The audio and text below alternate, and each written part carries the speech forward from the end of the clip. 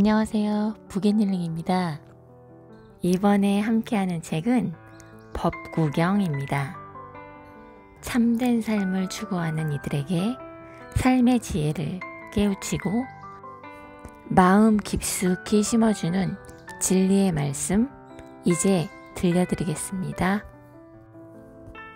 이 책은 인도 승려 법구가 붓다의 말씀을 모아 엮은 경전이 시인의 언어와 감성으로 재탄생된 것이라고 합니다. 우선 편저자인 이규호님의 글을 보겠습니다. 법구경을 읽는다는 것은 삶의 바깥을 서성거리다가 삶의 안쪽으로 깊숙이 들어서는 것과 같은 일이다. 법구경 속에는 오늘날 살아가는 모든 인간 삶의 현장이 눈부실 만큼이나 가득히 펼쳐져 있기 때문이다. 아름다운 삶이 있는가 하면 아름답지 못한 삶이 있고, 참으로 기쁜 삶이 있는가 하면 스치며 지나기에도 서러운 삶이 있다.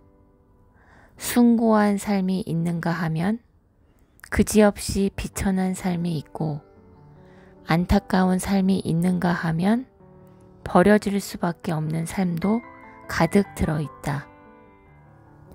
붓다께서는 그러한 삶의 현장을 하나도 빼놓지 않고 지적해 주신다. 마치 자상한 어머니가 아들과 딸의 등을 토닥이며 타이르듯 그렇게 말씀해 주신다.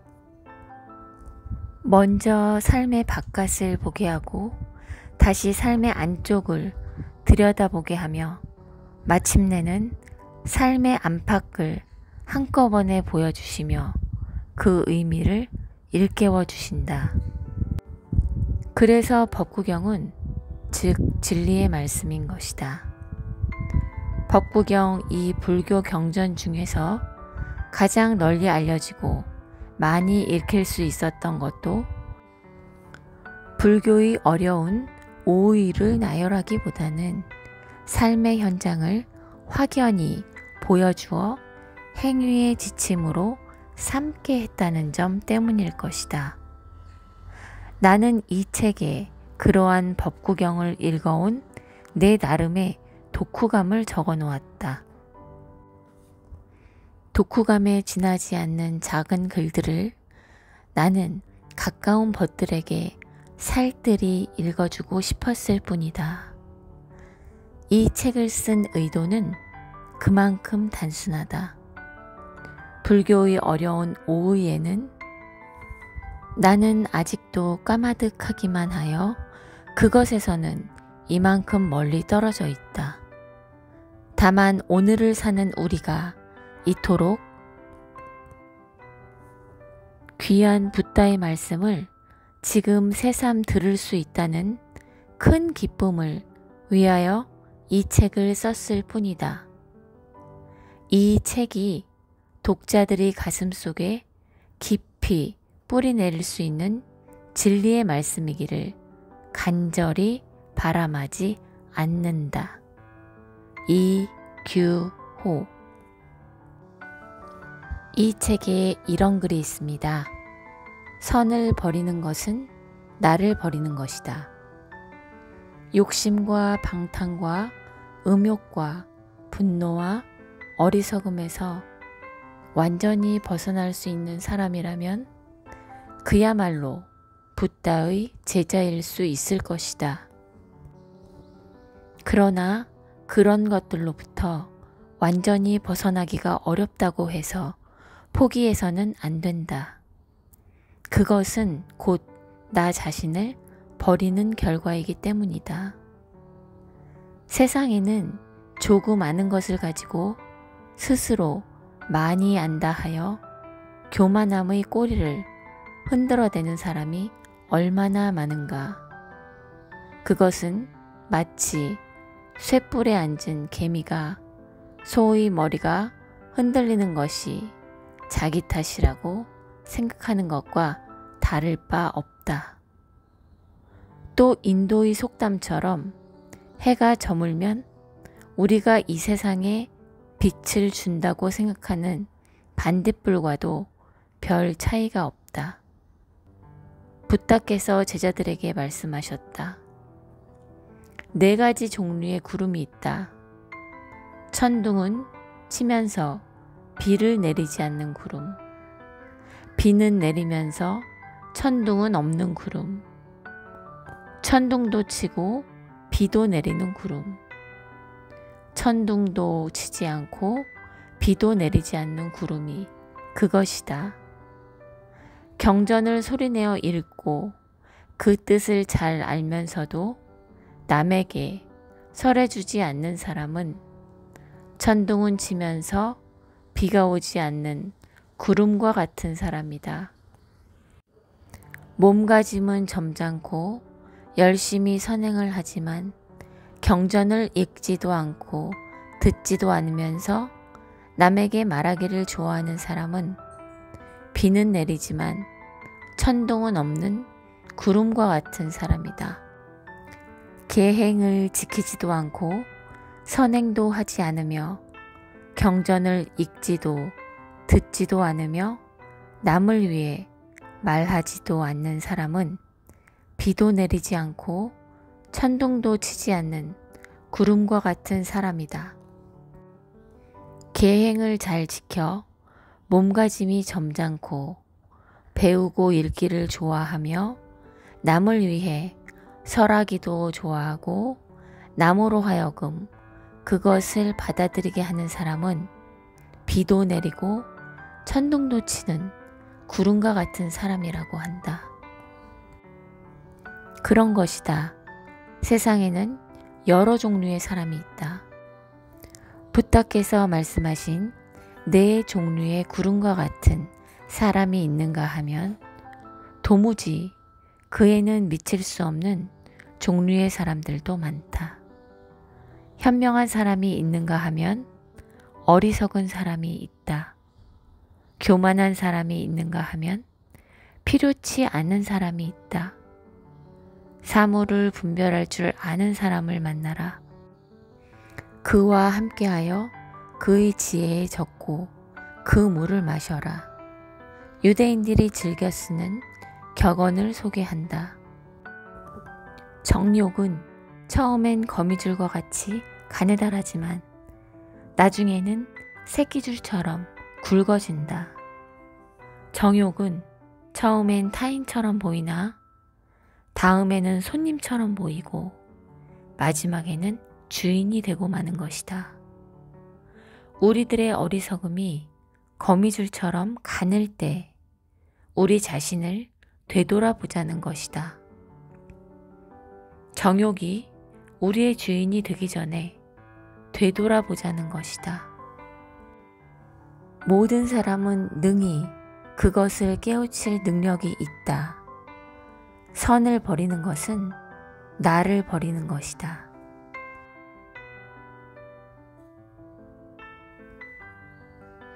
고정관념에서 벗어나라. 고정관념이란 것이 있다. 작정한 대로 있으면서 바뀌지 않는 생각을 일컫는 말이다. 또 과거에 경험한 감각이 아직도 마음에 남아있는 상태를 일컫기도 한다. 마치 사람의 마음속에 자리한 엄청난 바위덩이처럼 그것은 웬만한 힘에는 밀려나지 않는다. 그러나 그걸 밀어내야 한다.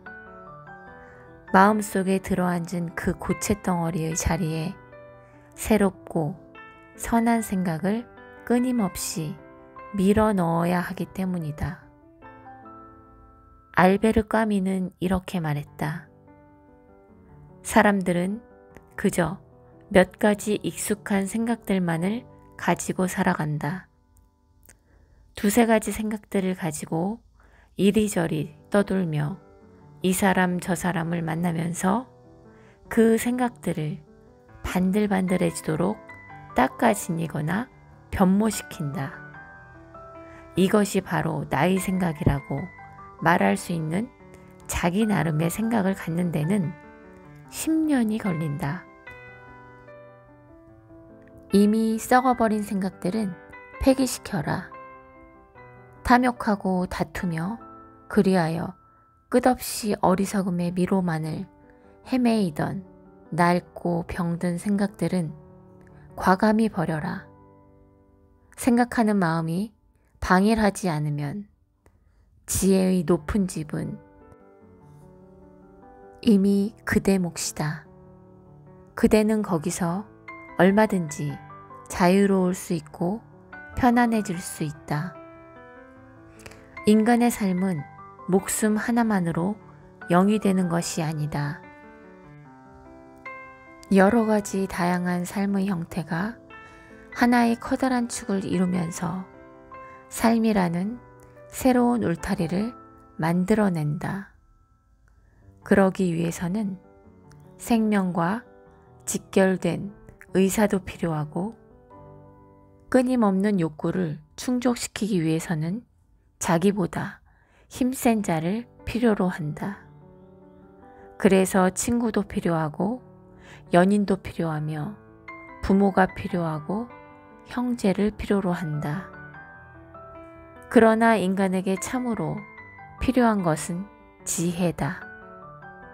그렇지만 지혜는 쉽사리 그 모습을 드러내지 않는다. 누구는 지혜란 곤란으로부터 온다고 했고, 또 다른 사람은 지혜는 배우는 것이 아니라 타고난 별 속에서 반짝이는 것이라고 했다. 다 옳은 말이다. 그것은 좀채 눈에 드러나지 않으며 손에 잡히지 않기 때문이다. 괴테가 했던 말처럼 지혜는 다만 진리 속에 있기 때문이다. 그것이 법이다. 방일함을 스스로 물리친다는 것은 그래서 중요하다. 가장 값진 인생을 살기 위해서, 가장 풍요로운 삶을 살기 위해서 가장 중요한 것은 한 줄기 샘물처럼 고귀하고 정갈한 삶의 지혜를 찾는 것이기 때문이다. 비트겐슈타인이 말했다. 내 머리에 모자를 쓸 수 있는 것은 나뿐이다. 마찬가지로 나 대신 생각할 수 있는 사람은 아무도 없다. 마음은 변신하기를 밥 먹듯 한다. 마음으로부터 우러나오는 것만이 진실이며 아름답다. 설령 그것이 슬픔이나 기쁨이라 하더라도 마음 깊은 곳에서 여과된 것이 아니면 진실일 수 없고 아름답지 못하다. 사심불구란 말이 있다. 뱀의 마음에 부처님의 입이란 뜻이고, 마음은 간악하면서도 입으로는 착한 말을 꾸미는 일이나 그런 사람을 일컫는다. 또 무작이란 자기를 속이지 말라는 계명으로 악한 것을 알면서도 남에게는 선이라고 속이는 것을 지칭한다. 마음은 그토록 변신하기를 밥 먹듯 한다. 우리는 그런 것들을 모두 합쳐서 위선이라는 한마디 말로 묶어두려 하지만 참으로 변장술에 능숙한 위선은 용케도 그 그물을 쉽게 빠져나간다. 어느 날 다시 되잡혀 끌려오게 되더라도 말이다. 그래서 파스칼은 그의 팡세에다 이렇게 적어두었다. 인간은 천사도 아니거니와 짐승도 아니다. 그러나 불행한 것은 인간은 천사를 원하면서 짐승처럼 행동한다는 것이다.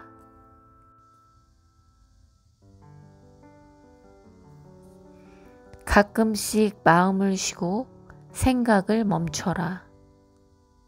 마음이 멈추고 쉴 곳이 없으면 법을 알 수가 없고 세상에 미혹되면 바른 지혜가 없게 된다. 생각을 적당히 멈추지 않으면 끊이지 않아 끝이 없다. 능히 악을 끊어 복되게 하면 깨달은 자는 현명해진다. 마음이 흐려서 무엇인가 홀리는 미혹과 남을 꿰어서 정신을 어지럽게 하는 유혹은 당하는 사람의 입장에서 보면 마찬가지다. 대개 생각이 아주 많거나 생각이 아주 적은 사람들이 그런 함정에 자주 빠져든다. 생각을 적당히 멈추지 않고 마음을 너무 쉴 새 없이 혹사했기 때문이다. 비트겐슈타인은 그의 반철학적 단장에다 이렇게 썼다. 생각이 꼬리에 꼬리를 물고 맴돌고 있지 않다 할 적에도 우리는 어떤 때는 문제라는 울창한 숲속을 똑바로 걸어가 숲에서 벗어날 경우가 있는가 하면 어떤 때는 꼬불꼬불한 길로 헤매어 들어가서 빠져나오지 못할 경우도 있다. 사람들은 가까운 평지를 두고 험준한 산길을 택하는 어리석음을 반복한다. 그런 길일수록 미혹과 유혹의 함정이 숱하게 널려 있다. 아미엘이 말했다. 단 한 가닥의 머리칼이라도 유혹의 바퀴에 끼어들면 온몸이 말려들게 된다.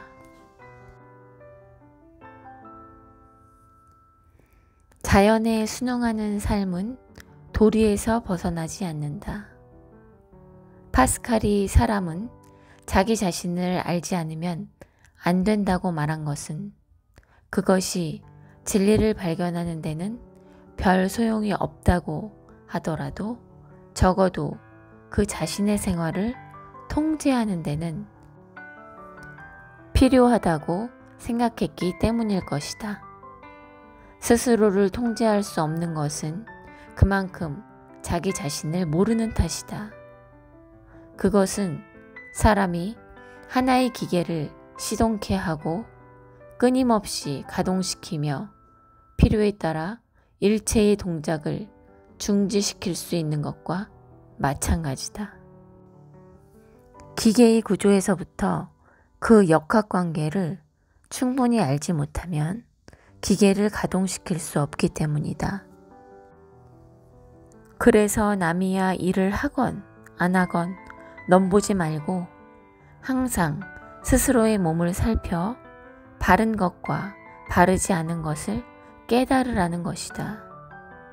느슨해진 기계의 나사를 조이거나 고장난 부품을 갈아 끼우는 것처럼 자기 자신에 대해서 바른 것과 바르지 않은 것을 깨달아 고쳐나가야 할 것이다.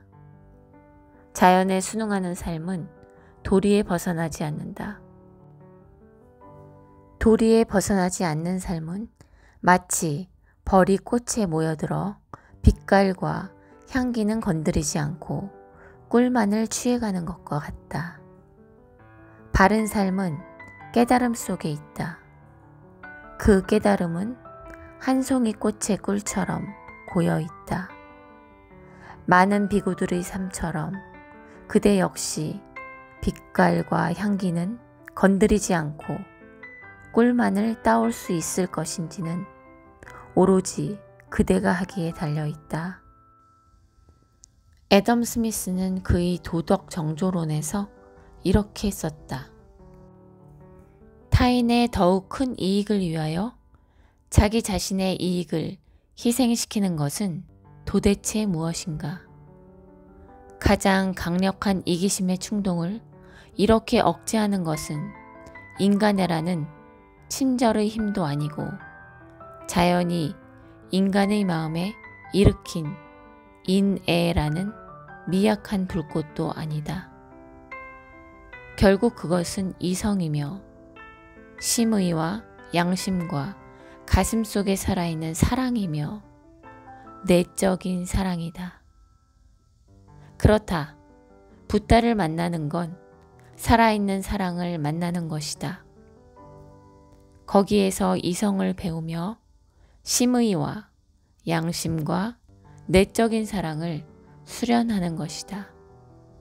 그것이야말로 그대를 현명하게 하는 첩경이다. 존 러스킨이 말했다. 현명한 자는 항상 만물 속에서 자기를 위한 부조를 찾아낸다. 그것은 부여된 재능은 모든 사물로부터 선을 찾아내는데 있기 때문이다.